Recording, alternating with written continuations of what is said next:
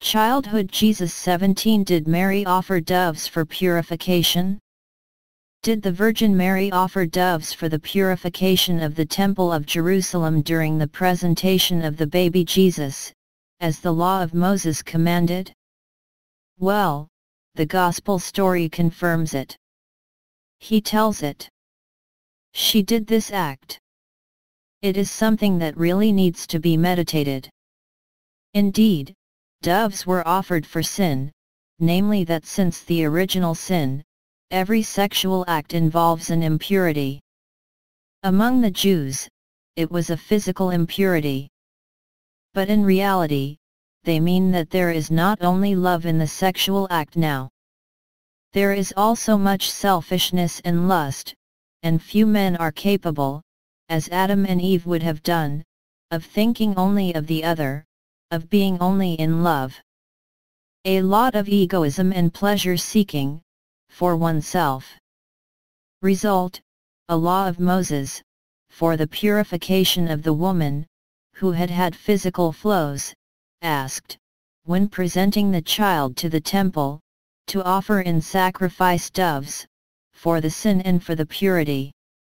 Mary she has absolutely no kind of spiritual sin, and in addition seen the miraculous birth. She is virgin before, she is virgin during, and she is virgin after, said a dogma of the Middle Ages, insisting on the protection that God does with his body. Mary did not have the physical impurity of the resulting childbirth, and yet she offered the doves. That means what? And although Mary is absolutely unaware of her own mystery, she is absolutely oblivious to the fact that she is sinless, that she is immaculate, she does not look at herself. The law commands to do it, it does it.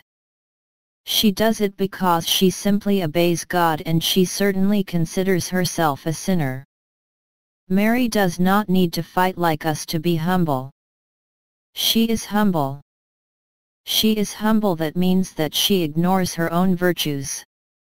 When the angel greets the Annunciation by calling him full of grace, he disturbs her, because no one has ever looked at her, not even her, like that.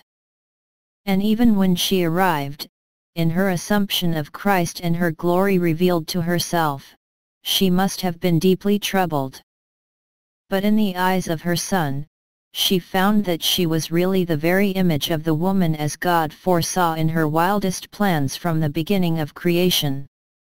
In the image of God, man and woman he made them.